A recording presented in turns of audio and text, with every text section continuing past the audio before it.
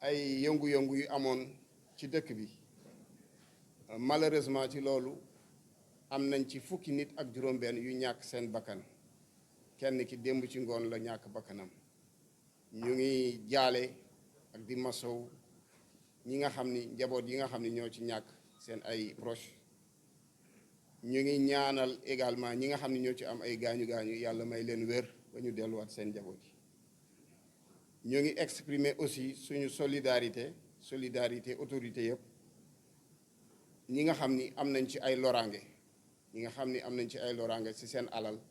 nga xam am nañ ci daal jafe-jafe ci événement yooyu mais li ñu seetlu mooy ñi doon manifester ñin ci jàpp te ñu mat ay téeméer lu ci bëre dañu yore woon ay ngànnaay ay cocktail molotov ay jaasi ay paaka ay arme de guerre la ñu yore woon te ni ñu doon defee manifestation bi daf ñu woon ni dañu gis loo xam ni daawuñu ko woon gis suñu réew manifestation daan na am mais violence bi ci am léegi gisuñu ko woon donc ñu jàpp ni manifestation yi li leen tax a jóg nekkul ni peut-être dañuy exprimer seen opinion wala leen lu ñu bëgg wane mais dañu bëgg nasaxal institution yi daaneel yenn yi nga xam ne ñun ñoo xam ni ñuy dundee attaqué ay banque attaqué ay butigu jaamur attaqué ay alalu jaamur loolu la ñu seet ci manifestation yi fonctionnaire de police bi nga xam ne am na ci gaañu-gaañu mi ngi woon ci situation boo xam ni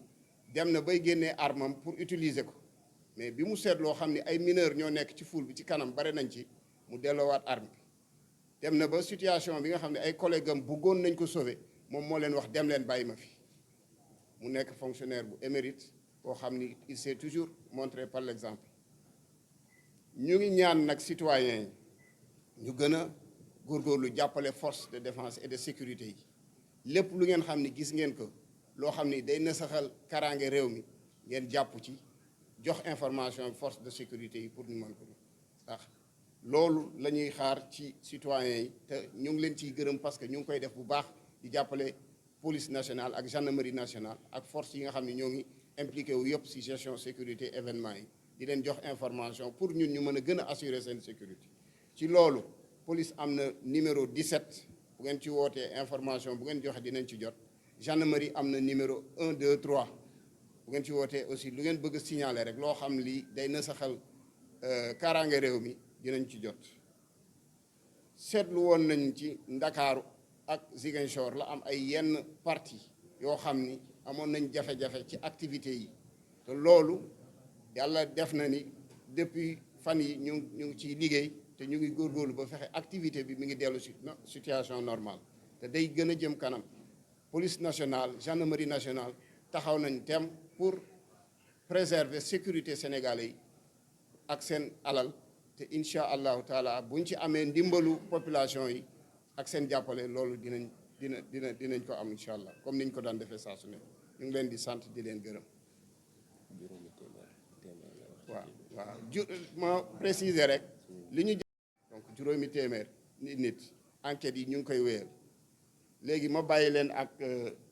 commissaire Guèye waroon naa ko def sax ci début bi présentation bi maa ngi tudd commissaire divisionnaire Ibrahima Diop directeur de la sécurité publique commissaire divisionnaire de classe exceptionnelle Masserigne Faye mooy chef de service du groupe opérationnel de Dakar di GMI ci Dakar moo leen jiite commissaire divisionnaire Cheikh Dramé mooy commissaire central bu Dakaru commissaire Mouhamadou Guèye xam ngeen ko moom mooy seen collaborateur au niveau de la police nationale yore bureau relations publiques ñu ngi leen di sant di leen gërëm bu baax a baax ma bàyyi donc commissaire Guèye mu def quelque directeur de la sécurité publique ci waxtaan bi mu wax ak yéen léegi mu aju jëm ci wàllu manifestation yi nga xamante ni dund nañ ko ci fan yi ñu génn dañ ci bëgg a partager ak yéen rek yenn ci ay image ak ay vidéo yoo xamante ne xëy na du ñàkk sax ni gis ngeen ko muy firndeel rek li mu wax ni manifestation yi nga xamante ni moom lañ nekk di dund wuute na ak manifestation yi nga xamante ni police daan na ko xam di jàmmarloo ak ñi ko daan def nga xamante ni lu ci ëpp li leen tax a jóg mooy seen ay opinion la ñuy wane ñu seetlu ni am nañ leneen lu ci rax loo xamante ni xëy na ci image yi buñ ko défilé di ngeen ci gis ay yenn firnde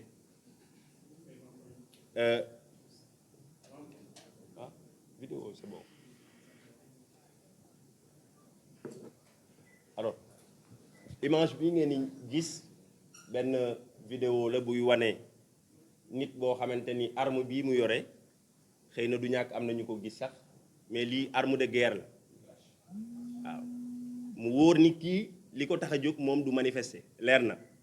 parce que kii arme bii mu yor ñii nga xamante ni sax dañuy nekk ci maintien de l'ordre du ñu yor arme bu ni mel ñu nekk ci zone de guerre ñoo ko yore donc lii benn la ci firnde yi wane ni naam am na ñoo xamante ni dañuy manifester parce que dafa am lu leen tax a jóg mais am na ñu ci rax ñoo xamante ni leneen moo leen tax a jóg li olof di wax am na ñuy gàmmu mais am na ñoo xamante ni dañuy raas dem donc loolu mooy première image beneen image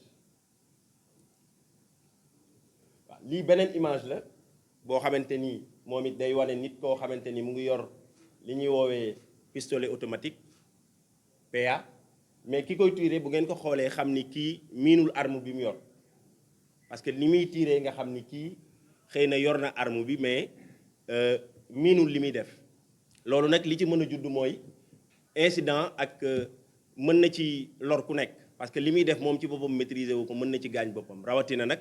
ñi nga xamante ni ñoom ñooy ay manifestants. beneen vidéo beneen bi également day wane koo xamante ni moom it arme de guerre la yore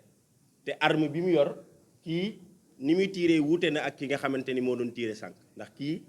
professionnel la li muy tirer daf ko xam maîtriser na arme bi xam na li muy def te kii ku ko xool xam ni manifester taxu ko jóg waaw ñu gis ko nii mu yor arme jàkkaarloo ak force de défense et de sécurité yi lii beneen vidéo la moom it buy wane également nit bu yoree arme di dóor sans pour autant ñeneen ñi di gis ni mu ngi dóor ndax daf koy dóor rek dugalaat ko ci tegaat ko ci pooj bi donc loolu lépp day firndeel rek ni am na ñuy manifester naam mais am na ñoo xamante ni li leen tax a jóg du manifester loolu nag day interpeller ñi nga xamante ni ñoom manifester rek moo leen tax a jóg ñu xam ni ci biir firndeel sa opinion sa bakkan xaj na ci ndax ñi nga xamante ni ñoo ci rax te leneen tax leen a jóg ñoom bu seen pexe sottee mooy dinañ def ay dégâts maanaam dinañ tirer ci population bi te liñ ci jublu rek mooy fexe ba ñu jiiñ ni FDS yi ñoo ko def FDS yi encore une fois muy les forces de défense et de sécurité population bi duñu seen ay ennemis nous sommes là pour la population li ñu nga xamante ni mooy suñu liggéey nekk suñuy mission de tous les jours mooy fexe narkan la population bi di nekkee ci jàmm naka la ñuy mën a vaquer à leur occupation naka la ñuy fexee ba fànq lépp loo xamante ni jug na ngir gàllankoor seen ay activités loolu mooy suñu mission. loolu tax na exemple bi mu ci joxe léegi doon na ci sëkk misaal mooy ki nga xamante ni demoon na ba nekk en situation de légitime défense ñëpp gis nañ ko ñu koy dóor ay briques mais mu garder sang-froid parce que xam na ni ñi mu jàkkaar lool duñu ay ennemis mais ñooñu ay frères am lañ ay sœurs am lañu ñoom ñoo bokk lépp. donc encore une fois pour leeral rek ni police nationale comme ni ko directeur de la sécurité publique waxee mu ngi taxaw temm ngir jàmmaarloo ak ñooñu nga xam ni li leen tax a jóg mooy yàq activité économique yi li leen tax a jóg mooy cambrioler ay kër li leen tax a jóg mooy dugg ci ay banque jël fa ay xaalis te am na ci ñu bari ñoo xamante ni jàpp nañ leen xëy na bu enquête bi soree du ñàkk dinañ fi ñëwaat ci yeneen jotaay pour leeral leen lépp li nga xamante ni enquête yi wane na ko ngir ñu xam ni également police nationale mu ngi taxaw ngir garantir la sécurité des personnes et des biens. Encore une fois ñuy woo population bi ci collaboration lépp loo xamante ni gis nañ loo xamante ni tey na seen xel nañ ko signaler police nationale muy guddi muy bëccëg li ci war jot nañu ci ay ndigal ngir def ci liñ ci war a def ba ñi nga xamante ni xëy suba dem liggéey seen liggéey moo leen tax a jóg ñu mën koo def te duñ ci am benn jafe-jafe. Je pense des na deux dernières images yoo xamante ni xëy na ay photo la ci ay lii exemple la rek ci yenn ci ay nit yoo xamante ni jàpp dañ leen fekk ci ñoom ngànnaay ak ay cocktail molotov yoo xamante ni dañ koy sànni way takk der yi di ko sànni également ci kër wala fi nga xamante ni bëgg nañ ko taal, mais également ay armes blanches. lii benn ci arme à feu yi nga xamante ni mooy ngànnaay yi nga xamante ni saisir nañ ko ci ñenn ci nit yi ñu jàpp. Donc encore une fois lii moo nekkoon solo waxtaan bi, di leen sant bu baax ci seen ñëw, di jeexalaat rek encore une fois ndax appel du doy, wax population bi encore une fois nañu gën a redoubler de vigilance, nañu xam ni dénoncer li nga xamante ni mooy ay faits yu leen jaaxal ci seeni quartier, loolu mooy seen sécurité. Voilà, te à chaque fois buñ ko defee police nationale dina ci def liggéey bi war ngir ñi nga xamante ni ñoom dañoo jóg ngir yàq seen dundin, ñi nga xamante ni dañuy xëy ngir fexe nu réew mi mën a bañ a doxee, police nationale mën leen a mettre hors d'état de nuire. ñu ngi leen di sant di leen gërëm bu baax a baax. wasalaam. nee na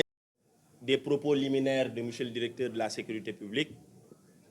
que nous avons des images que nous projetons et qui attestent. Oui, donc je disais tout à l'heure. Voilà, donc je disais tout à l'heure que ce sont des images qui montrent des personnes détentrices d'armes à feu. Et on a bien fait tout à l'heure de préciser qu'il s'agit bien évidemment d'armes de guerre, détenues parfois par des profanes, qui peuvent, de par la non-maîtrise de l'arme, commettre des faits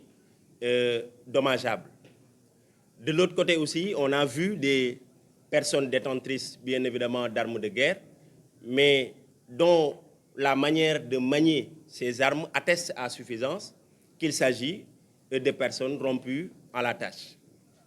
Et ça, c'est suffisamment révélateur de ce qui a été révélé tout à l'heure dans le cadre des propos de M. le directeur de la sécurité publique, attestant de la présence de personnes qui soient mues par des intérêts autres que l'expression des opinions. Donc c'est le lieu pour nous d'attirer l'attention de tout un chacun, d'appeler à plus de vigilance, d'appeler également à plus de prudence, mais également d'appeler à plus de sens de responsabilité dans l'implication de tout un chacun par la dénonciation de ces faits à la police, à la gendarmerie, bref, aux forces de défense et de sécurité. Je disais tout à l'heure que les forces de défense et de sécurité sont les collaborateurs de la population. Si nous sommes là, c'est parce que la population est là. Donc nos missions, de jour comme de nuit, s'inscrivent à faire en sorte que les délinquants soient mis hors d'état de nuire, mais également que les honnêtes citoyens puissent vaquer tranquillement à leurs occupations. Mais la police, à elle seule, ne peut réussir cette mission. C'est pourquoi nous en appelons au sens des responsabilités et aux réflexes sécuritaires qui doivent être de mise dans ce contexte pour dénoncer les actes qui semblent poser des questions de sécurité dans les quartiers à la police pour qu'on puisse intervenir et faire le travail de sorte à les mettre hors d'état de nuire. Donc, encore une fois, la police nationale réitère son engagement ferme à préserver l'ordre public et la paix sociale, mais encore une fois, cette préservation passe inéluctablement par bien évidemment, la population, c'est-à-dire de par son implication. Alors, la police nationale le fait dans sa zone de compétence, mais bien évidemment, la gendarmerie nationale le fait dans sa zone de compétence. Nous avons une collaboration franche qui permet aujourd'hui de pouvoir nous mouvoir sur le terrain en parfaite harmonie, en parfaite collaboration, et tout ça pour le bien de l'ensemble de la population. Donc voilà un peu les quelques mots que nous avons voulu partager avec vous, en vous appelant encore une fois à plus de collaboration avec la police nationale, avec la gendarmerie nationale, bref, avec toutes les forces de défense et de sécurité. Je vous remercie.